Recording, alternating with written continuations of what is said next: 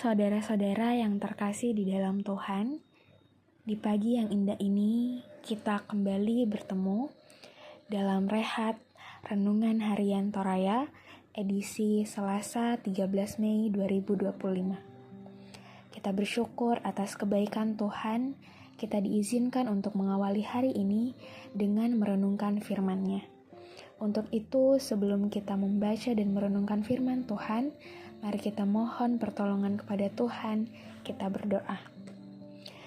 Bapa di sorga, kami bersyukur pada hari ini, bersyukur atas penyertaan-Mu yang begitu luar biasa dalam setiap langkah kehidupan kami. Teristimewa ya Tuhan, di pagi yang indah ini, Engkau kembali menyapa kami melalui firman kebenaran-Mu.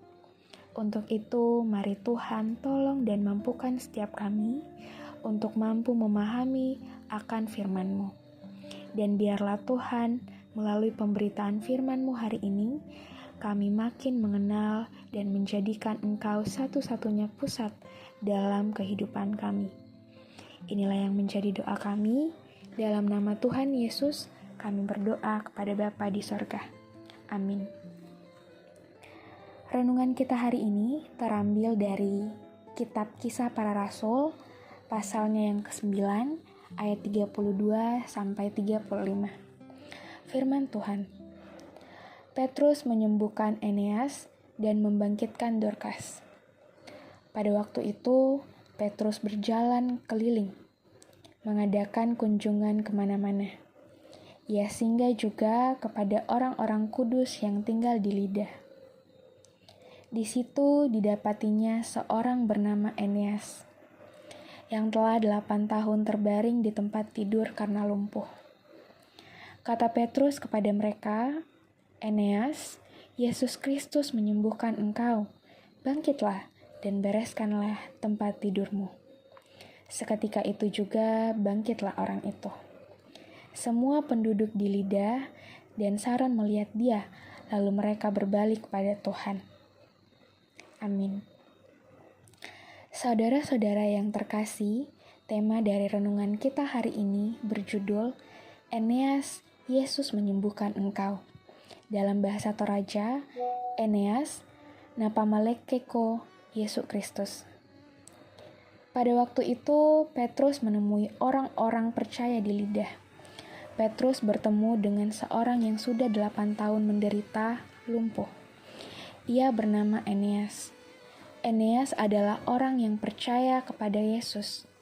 Petrus berkata kepadanya, "Eneas, Yesus Kristus menyembuhkan engkau. Bangkitlah dan bereskanlah tempat tidurmu." Seketika itu, Eneas menjadi sembuh. Petrus membawa nama Yesus ketika melakukan mujizat. Ia memberikan kelegaan kepada Eneas hanya dengan satu nama, yaitu nama Yesus Kristus. Yesus Kristus berkarya sangat dahsyat bagi orang yang dikasihinya.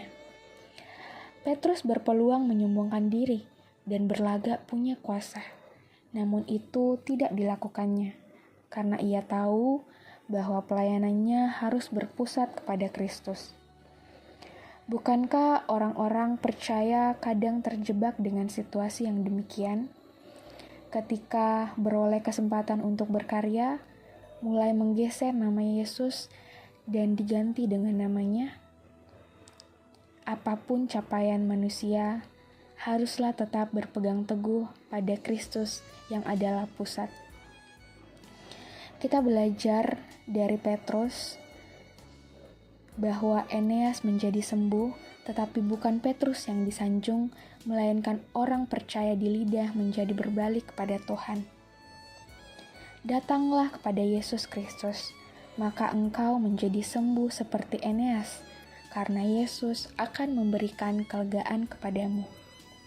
Jika saudara-saudara sedang sakit saat ini, mungkin sudah bertahun-tahun mengkonsumsi obat-obatan siang dan malam, jangan putus harapan. Mujizat Tuhan nyata. Berharaplah kepada Sang Juru Selamat, maka engkau menjadi sembuh. Amin firman Tuhan. Untuk menutup renungan harian kita pada hari ini, mari kita satu dalam doa, kita berdoa. Bapa yang baik, kami bersyukur buat hari ini, buat firman-Mu yang boleh kami dengarkan bersama. Kami belajar Tuhan, bahwa hanya Engkaulah satu-satunya Sang Penyembuh atas segala hal yang kami alami. Mungkin Tuhan, pada saat ini ada di antara kami yang mengalami sakit penyakit, trauma dan luka, yang bahkan Tuhan, dalam menjalaninya terkadang kami tidak sanggup dan terkadang kami merasa hilang harapan.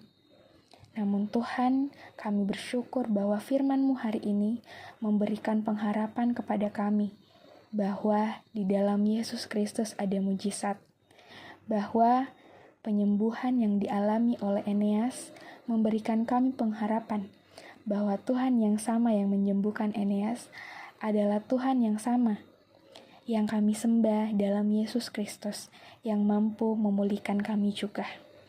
Bersyukur juga Tuhan bahwa kami boleh diteguhkan kembali untuk menjadikan Engkau pusat dalam kehidupan kami. Sama seperti Petrus yang selalu mengandalkan Engkau dalam setiap langkah kehidupannya dan tidak mengambil alih kemuliaan-Mu melalui mujizat penyembuhan atas Eneas. Tentu Bapa, kami sangat terbatas untuk mengaplikasikan firman-Mu. Namun iman kami percaya bahwa Engkau yang tidak terbatas akan selalu menuntun kami melalui perantaraan Roh-Mu yang kudus, sehingga kami mampu merespon firman-Mu dengan benar dan senantiasa memuliakan nama-Mu. Ampuni kami Tuhan apabila dalam kehidupan kami sering melakukan hal-hal yang mendukakan hati-Mu. Kami serahkan aktivitas dan kehidupan kami hari ini ke dalam tangan pengasihan-Mu. Mohon Tuhan memberkati dan menuntun kami. Dalam nama Tuhan Yesus, kami berdoa kepada Bapa di sorga. Amin. Demikianlah Renungan Harian Toraya edisi Selasa 13 Mei 2025. Tuhan Yesus memberkati.